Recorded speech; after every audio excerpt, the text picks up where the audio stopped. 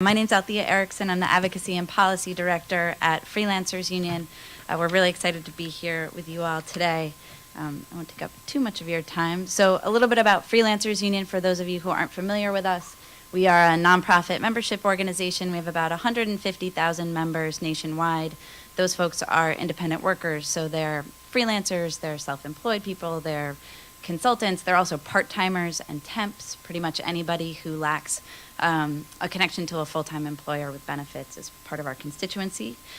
We started offering health insurance in 2001, basically group purchasing from an existing insurer, and then in 2009 we launched Freelancers Insurance Company, which is a social enterprise. It's funded by about $17 million in philanthropic capital from Robert Wood Johnson, Ford, Rockefeller, other philanthropies like that. And we currently cover just about 23,000 members, 2/3 of whom were previously uninsured or on COBRA. I don't want to talk too much about the problem. I think we all know the problem. But the insurance market is broken. This is a little picture of what it looks like in New York. We have just under 3 million people who are uninsured.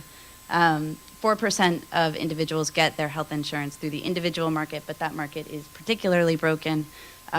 Average monthly cost is a little over $700 a month for an individual. That's actually closer to about $1,000 if you talk about having comprehensive coverage. And our members make, I think the majority of them make under $50,000 a year, a quarter of them under $25,000 a year. So clearly this market is not working for our members, and that's why we founded Freelancers Insurance Company, to basically cut the traditional insurers out of the middle. Freelancers Insurance Company is wholly owned by the nonprofit Freelancers Union. And we're in our 3rd year, and I think we've learned a lot along the way. So the first thing we've learned is that the double bottom line really is actually good for business. And for those of you who aren't familiar with this idea of the double bottom line, it's that we measure our success both in terms of the profit that the insurance company makes, but also the social outcomes and the coverage that we provide. So the social mission really changes our approach to plan design and increases our competitiveness in the market. Last year we had premium increases of about 11% compared to 20% industry average. This year, looking ahead, we're looking at just 8%, hopefully. And when we make decisions about plan design, we're really looking at the whole group, not just the individual plans. So when we were negotiating with a traditional insurer, they often just wanted to cut the plans that had our sick members on it. Well, that does not align with our interest in keeping our members covered. And so what we do is we sort of look at that big group of plans and cross-subsidize across them. Also, the aligned interests, we as a membership organization, we want to keep our members with us over the long term. So our interests are aligned with our members' interests in that we really do want to promote their health. We want to keep them healthy, and then that sort of impacts how we design our plans, our innovative partnerships with doctors, and also the kind of member engagement and community organizing strategies that we use to contain costs. And that really aligns with our political goals, sort of building this organized constituency of freelancers. And then finally, we're certified as a B Corp. That's an entity which, through our bylaws, and we have basically we changed our bylaws to require us to meet certain social goals. That means that our mission is really built into our DNA, and that our board can hold us accountable to meeting those social goals. So more operational must-haves for success. I think the first that we learned very early is that you really need to control your data and have a centralized system where you can look at the big picture. So, many of us thinking about starting co-ops, it will be in large part, or can be an outsourced operation. You're gonna have vendors, and it's really important that you be able to control that data and see the big picture and be able to make those macro decisions.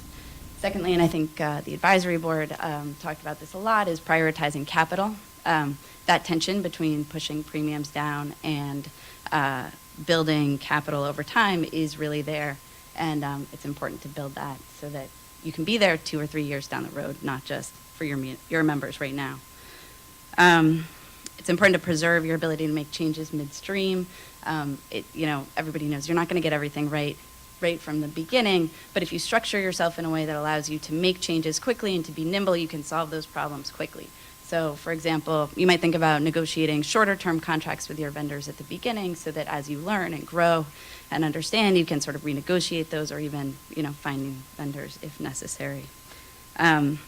And then lastly, resilience. Like I said, we started at the very beginning of 2009, 2 months after Lehman Brothers collapsed into one of the biggest recessions of our time. We didn't expect that, but I think resilience really is what got us through our first year, and now we are profitable.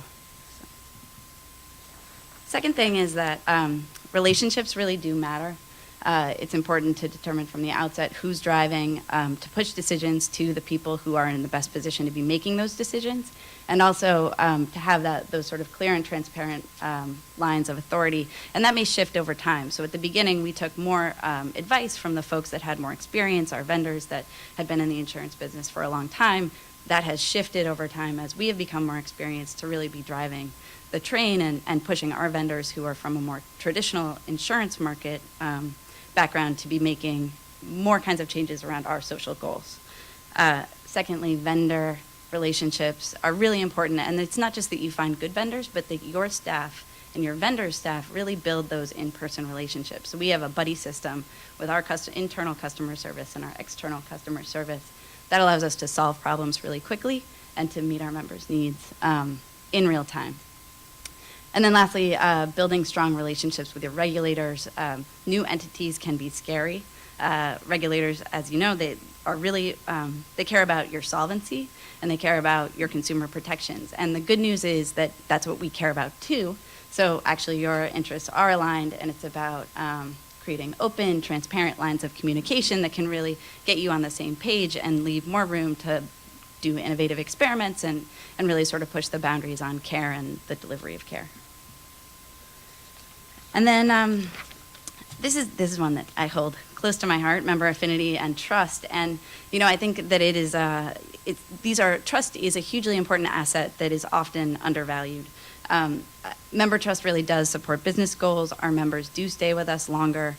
They are not prone to churn. They know that profit is not our primary motive, and so they stay with us longer, and they grow with us. So in 2009, our enrollment grew by 16.3%. Our membership grew by 36.3%.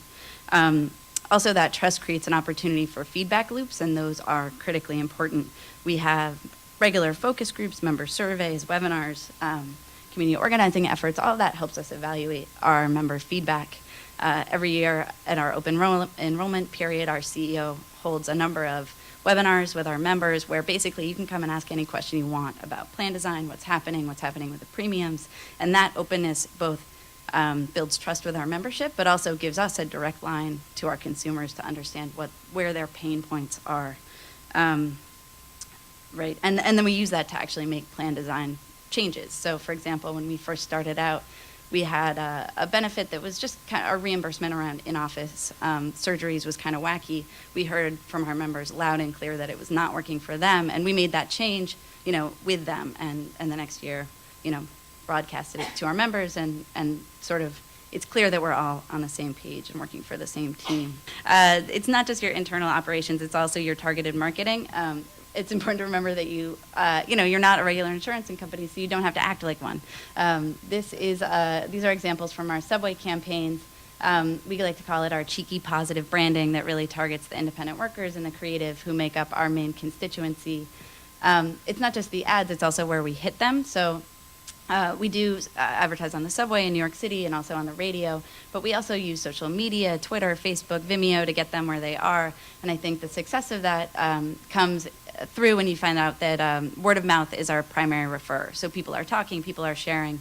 This is a place where our members really do trust us. And then the final slide is that you can differentiate yourself based on trust. There's been a lot of talk on the advisory board and here and elsewhere about how to make the co-ops competitive. And trust really is one of those kind of touchy-feely things that's difficult to quantify, but it actually does matter. So this is a quote from one of our members. This series of ads actually just ran on the subway this spring, and I think the point is that we really put it out there to folks that we are about more than being an insurance company. We're about changing the system, and our members really respond to that, and that works both to drive our trust in our community, but also enrollments and making FIC a valuable competitive entity in the marketplace. And I think sort of these ads really, they're inspiring because I think this whole group stands behind the ideas of these ads, and I think together we have huge potential to actually fix the broken system that we talk about here. So, thanks.